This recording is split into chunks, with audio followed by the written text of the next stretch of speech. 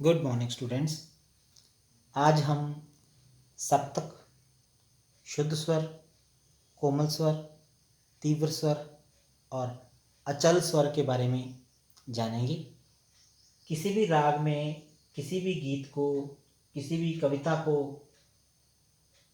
धुन में लाने के लिए, उसकी कॉम्पोजिशन बनाने के लिए शुद्ध, कोमल, तीव्र और अचल स्वरों की जानकारी होना बहुत ही ज़रूरी है। सबसे पहले सप्तक। 12 स्वरों के समूह को सप्तक कहते हैं।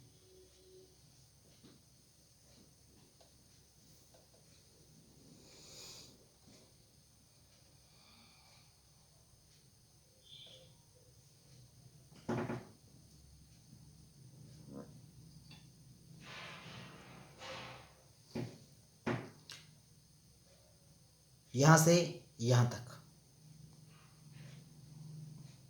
ये एक सप्तक है। 12 स्वरों के समूह को सप्तक कहते हैं। जैसे कि अगर आप यहाँ से काउंट करते हैं 1 2 3 4 5 6 7 8 9 10 11 12, 12 स्वरों के समूह को सप्तक कहा जाता है। इसमें 7 स्वर शुद्ध होते हैं। सा, रे, गा, मा, पा, धा, नी, सा। सप्तक 3 तरह के होते हैं। मंद्र सप्तक यानी कि लो ऑक्टेव, मध्य सप्तक यानी कि मीडियम ऑक्टेव और तार सप्तक यानी कि हाई ऑक्टेव। और हर ऑक्टेव में, हर सप्तक में 12 स्वर ही होते हैं। उसके बाद आते हैं शुद्ध स्वर।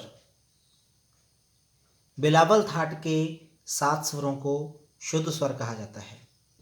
हम संगीत का आरंभिक अभ्यास यानी कि बेसिक प्रैक्टिस इन 7 स्वरों पे ही करते हैं।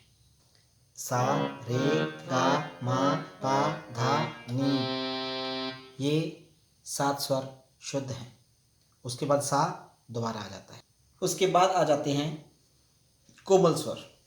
वो स्वर जिनकी आवाज़ शुद्ध स्वरों से कम होती है यानी कि लो होती है, उन्हें कोमल स्वर कहा जाता है। जिस तरह से सा, रे, इस रे से इसकी आवाज़ कम है तो ये कोमल रे है। उसके बाद आता है सा, रे, गा, इस गा से इसकी आवाज़ कम है तो ये कोमल गा है। उसके बाद मा, पा, धा, इस धा से इसकी आवाज़ कम है तो ये कोमल धा है। उसके बाद पा, धा, नी, इस नी से इसकी आवाज़ कम है तो ये कोमल नी है। कोमल स्वर 4 होते हैं। उसके बाद तीव्र स्वर। जिन स्वरों की आवाज़ शुद्ध स्वरों से ज़्यादा होती है यानी कि शार्प होती है तो उन्हें तीव्र स्वर कहा जाता है। जिस तरह से रे, गा, धा, नी कोमल स्वर हैं। उसके बाद रह जाता है माँ, तो ये माँ है। गा के बाद सीधा माँ है। गा और माँ के बीच में कोई स्वर नहीं है, लेकिन माँ और पा के बीच में एक स्वर है तो इस माँ से इसकी आवाज़ ज़्यादा है तो ये माँ तीव्र है। तीव्र स्वर सिर्फ एक होता है, वो होता है माँ। उसके बाद आते हैं अचल स्वर।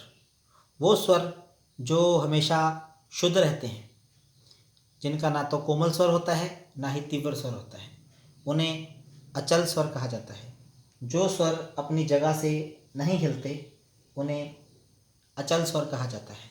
जिस तरह से सा और पा, इनका ना तो कोमल स्वर होता है ना ही तीव्र स्वर होता है तो इनको अचल स्वर कहा जाता है। ये 2 हैं, सा और पा। जब हम पूरी सरगम के बारे में लिखते हैं तो हम सा, रे, गा, मा, पा, धा, नी लिखते हैं, लेकिन जब हम 1 या 2 स्वरों के बारे में लिखेंगे तो हम स्वरों के पूरे नाम लिखते हैं। स्वरों के पूरे नाम हैं षड्ज सा, ऋषभ रे, गंधार गा, मध्यम मा, पंचम पा, धैवत धा, निषाद नी। ये स्वरों के पूरे नाम हैं। अब अगर हम सिर्फ रे के बारे में लिखेंगे तो वहाँ पे हम रे की जगह पे ऋषभ लिखेंगे। किसी भी राग को, किसी भी गीत या किसी कविता को धुन और लय में बांधने के लिए शुद्ध, कोमल और तीव्र स्वरों के बारे में जानकारी होना बहुत ज़रूरी है। आप इस वीडियो को देखिए, शुद्ध, कोमल और तीव्र स्वरों का जो डिफरेंस है वो जानिए और इसका वीडियो बनाकर मुझे भेजिए। Thanks and have a nice day.